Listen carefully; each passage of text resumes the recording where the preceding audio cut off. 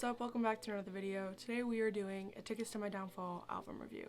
This has been a long time coming. I've had this plan literally for 2 months. Like, this script has been ready and I just need to film and edit it. But I haven't because I've been procrastinating it because I know it's a big job, like a big video, and it'll take a lot of time, which I could get it out in like 2 days. But I'm a busy person, I work a lot, and I am in the middle of university. So that's why I only post weekly now. Sorry about the background noise, that's my mother. I tried to film this before when everybody was sleeping a couple weeks ago, but I just didn't like how it turned out. I didn't like the angle and I didn't like how I was doing it. So I'm just gonna sit on my floor, got my laptop here with my notes. So we're just gonna get right into it. We're gonna start with a brief introduction to the album, just kind of what led up to it and just a little bit about it. So Machine Gun Kelly wrote this album after his beef with Eminem, which I don't really know what happened, so don't ask me. I don't want to talk about it. I just want to talk about the music. This is pretty much a music review channel right now. So Travis Barker, who I'm a big fan of, he played the drums and produced all the songs on this album. He did a wonderful job. This is a pop punk album, not like rap how he usually does, but there was always a little bit of not rap in it. Anyways, he's done pop punk before, just not an entire album, which this is. This album has a positive review from critics and fans, which is me. I'm both. I call myself a critic. I just listen to music and I have ears, so I think that considers me a critic, right? It's going to. The singles for this album were Bloody Valentine, Concert for Aliens, and My Ex's Best Friend. So we're just gonna do this track by track, starting with the title track. The guitar riff at the beginning of the song sounds amazing, and I wish there was an acoustic version of this song. It matches the feeling of emptiness and loneliness of your friends wanting to see you fail. There's some pretty good lyrics and meaningful lyrics in the song. My first listen, I was not expecting the change of tone, but it was a great intro to his pop punk era. It really started off strong. It's a very intense song though. The suicidal themes in this carry over throughout the entire album, and it's just a really good start to the album. It sets the scene for what's to come, and at the end of the song it slowly fades to the guitar riff from the beginning. I rated a 7 out of 10. The next song is Kiss Kiss. Kiss, kiss, kiss, kiss, the bottle all night. The woo at the beginning of the song literally gives me life. You can tell some of the lyrics were inspired by COVID lockdowns, and that party culture really influenced it. It's very upbeat, and I like it about it. It's one of my favorites on the album. The drumming, impeccable. I love it. You'd think a song called Kiss Kiss would be about kissing, but it's about binge drinking, so I think that there's great symbolism in the song through mumbling the lyrics, just showing how drunk you are. And the second goodbye, yeah, at the end is really funny. It's like making fun of himself. Goodbye, yeah. Goodbye, yeah. I give it a 9 out of 10. The lyrics could be a little bit less repetitive, but it's a good bop. Next song is Drunk Face. I'm still young, wasting my youth. I'll grow up next summer. It's about not wanting to come to terms with your age. And at first I liked it, because I'm a teenager and I don't want to grow up yet. But MGK is literally 30 singing about being a teenager, and it kind of gives off the wrong vibe. It brings up drug abuse to continue that storyline through the album. He introduces a girl, blah blah blah. She appears in the upcoming tracks.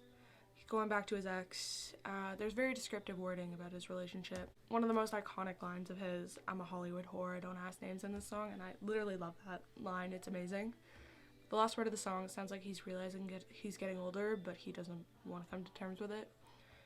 It's like he's trying to convince himself he's young, which there's nothing wrong with being an adult. I don't know why people really hate on it. I mean, I'm an adult now. It's weird, but I'm an adult. Because of how the vibe it gives off, the song's good, it's just the words in it, I'm gonna give it a 6 out of 10. I used to love it though, I will say that. The next song is Bloody Valentine. Bloody Valentine. This is one of the singles. He reintroduces a girl from the last song. The girl left a permanent mark on him. He's fallen for his ex again, calling her his girlfriend in his head. He knows that she just wants sex, and he claims to not do fake love, but he loves her, so he kind of just accepts what's happening. He knows it'll be a hookup, but he kind of wishes that it'll last forever. I understand why this one was very popular. New sound, great themes, and it's catchy. It was a great intro to this new era, so 8 out of 10. Forget Me Too featuring Halsey. This is like an argument with his ex's song. You tell me you hate me, baby, yeah, I bet you do, is like a line that recurs throughout the whole song, which sums up the song. Halsey carries. Her vocals are insane, and the lyrics depict the story very well. At first he wants to leave when he sees his ex, Halsey, who's literally his ex, which is just so iconic. But then he smells her perfume and decides to stay because he loves her. They hook up in a hotel room, and he leaves before she wakes up because he doesn't want to see her sober. They argue about him leaving in the morning. The bridge of them going back and forth is amazing, and I wish there's more songs like it because it just sounds so good. Their chemistry is awesome because, you know, she was his ex and all.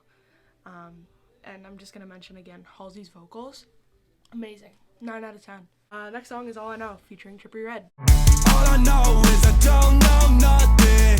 This one is more of a hip-hop beat because Trippie Redd. Feature's great. It's about being unsure about everything. It's like the lows of a breakup. One of the lines I like in the song is, my life on the outside is fun to them, but the person on the inside is crumbling. Kind of relate to that right now, but we're not going to talk about it. Struggles of feeling alone, isolated, and unsure with his life in this song. The song's kind of about the feeling of not knowing anything in life, which I get that. The bridge is very fire. It's descriptive, and you feel like you're in the moment. It's like the denial at the end of the relationship. I give this one an 8 out of 10. Lonely. This one starts off grittier. It's definitely a low point in his life. There's themes of death, and this one's about his father who passed. A heartbreaking line from this one, which there's a lot. Last time I heard you, they held the phone, you took your last breath. It's just so sad. He's sad and angry about the loss of his father, and the voiceover at the end is really sad. I give it a 7 out of 10 because it hurts. WWIII is the next one. This is like the stage after a breakup where you decide to become a bad bitch. It's a short song, it's very intense. I see it as symbolism of how he's feeling on the inside about all the shitty thing that's going on in his life. I give it a 6 out of 10. I don't really listen to this one, but, you know, at that live show, Travis Barker's Halloween thing, it sounded really good, so. Although he's performed it twice for some reason, but whatever. Kevin and Barracuda, Interlude. This is so funny. MGK and Pete's relationship is to die for. This one sets up concerts for aliens. Kells was on mushrooms when they were filming this. And, you know, Pete's line of, you know what place blows? Earth, is just iconic. You know what place blows? Earth. I'm not going to rate the interludes, I'm just going to mention them. Concert for Aliens is the next one. SOS, I'm falling now. The energy in this song is insane. This is like my favorite on the album. The song literally starts off immediately. The vibes are amazing. Storytelling is immaculate. And it's like my favorite song on the album right now. A line that I find relatable is, I know that I'm immature, but at least I'm not a goddamn failure. Because, well, sometimes I feel like failure, but I know that I'm not. I'm doing better than my sibling. It's like a call for help, this song. It's not a bad thing that this is my favorite. Aliens are probably a personification of his inner demons, and the bridge is also relatable. Drumming is great on this song, and it really stands out. Fuck, I said the wrong lyric. Ooh, keep that at the end. So funny. I love it. Fuck, I said the wrong lyric. Ooh, keep that. 10 out of 10 this song. My ex's best friend with Blackbear. Then you showed up and I can't get enough of it. This is the most popular song on the album. Vocals are great, like Blackbear's. No criticism, good storytelling. His best friend becomes his new girl. Unsure if it's a good idea, but he still goes through with it. Kind of overplayed in my opinion, but for a good reason. It's a good song. I rate it a 7 out of 10. Jawbreaker. And this one is titled Jawbreaker. This is my least favorite on the album. I hate how this one starts off saying, and this one's called Jawbreaker. Also, the next line of, would it kill you to smile, is very off-putting. I hate people saying, you need to smile. Like, I don't need to pretend to be happy. Why would I pretend if I'm not actually happy? The vocals don't hit on this one, and the album probably could have done without this one. I'm gonna give it a 5 out of 10. Nothing Inside featuring Iann Dior. Nothing inside. This is one of my favorites. I love both Iann and MGK. They complement each other's sound so well. And the beat is just amazing on the song. It's like about feeling empty. No criticism, great vibes from this song. Iann Dior's is amazing as always on his verse. The part on Iann's verse where it goes strictly beat is so good.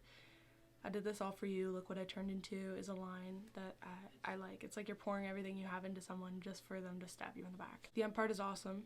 Represents a low point in his life, which I think this whole album does. I'm gonna rate it a 10 out of 10. Banyan Tree interlude. This is Megan Fox and MGK falling in love. This is such sweet moments. The guitar in the background really puts you in your feels. Great transition into Play This When I'm Gone, and their love story is very messy but so cute. And congratulations on getting engaged. I mean, you're never gonna see this video, but like, still, their engagement was so cute. And the fact that this interlude, like where it takes place, is where they got engaged is just so beautiful now that it's happened. Play This When I'm Gone. I wrote you this song to keep when I'm gone. If you ever feel alone. This song hurts. There are so many emotions, and it's literally a suicide note. I had to let you know that everything about me was you is such a heartbreaking line, and it's such a very emotional and touching song.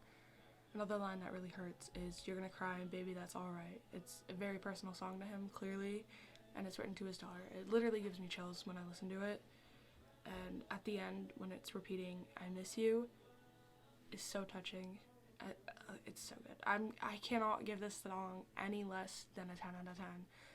I don't play this one often because of how sad it is. In conclusion, the themes in this album are great. Suicide, loneliness, and isolation, great themes.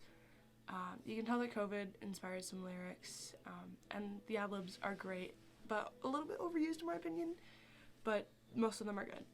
It's a great album. Most tracks slap. There's only like a couple skips. I've got 2 skips, WWIII and Jawbreaker. Those are the only ones I consistently skip, and it's so good. Other than that, I love the album. It's got a great overarching storyline, and it makes sense why this album brought back some of the popularity to this genre. My overall ranking of this album is a 7.8 out of 10, which is really good. I would definitely recommend to listen if you haven't already. And now I'm just going to talk about a little bit of the deluxe songs, because I do listen to these ones too, specifically one. Body Bag. This one is fire. This one I used to play on repeat. I still listen to it. It's a great song. Definitely recommend listening to that one out of the deluxe. Hangover Cure. I can't wait to taste your breath. They're pretty good. It's a nice love song. I don't really listen to it though. Split a Pill. Let's split a pill and break up. Decent, not my favorite, but good. Can't really relate though because I don't do drugs, which is why I don't really listen to it. Can't Look Back. I can't look back when the memories look like that. I hate this one. I just don't like it. Can't tell you why. I just don't like it. I don't like the sound at all. Next one is Misery Business. It's a cover. Whoa, what a mental break. I don't really think his voice suits this song. And he probably covered it because it was a trend at the time. But I mean, I get why he did it. And the last one is Bloody Valentine Acoustic. You'll be my bloody valentine. It's a nice song. Probably won't listen to it often because I like the original a lot more. But it's good. I still wish he would do a title track acoustic version. I feel like it could be really good. But yeah, thank you for watching my Tickets to My Downfall album review. I hope you enjoyed it, and if you haven't already listened to the album, go stream it. It's so good. And yeah, thank you for watching. Oh, also, I didn't mention that I was gonna wear a Machine Gun Kelly shirt for this. Like this one, my Concert for Aliens shirt, or I have another one of the album, but I literally don't know where it went. If I find it by the time I'm done editing this, I'll put it in here, but I don't know what happened to it. I was gonna wear that, but it is freezing in Canada right now, so I do not want to wear anything that's not a sweater. But yeah, anyways, thank you for watching. Go follow my social medias, they're down in the description. Thank you for watching, and if you're watching all the way to here, definitely leave a like on the video, subscribe, turn your post notifications on, and all that good stuff. Comment your thoughts on the album down below, and I'll reply to you because nobody comments. Yeah, thanks for watching. Peace out. Bye, bitches!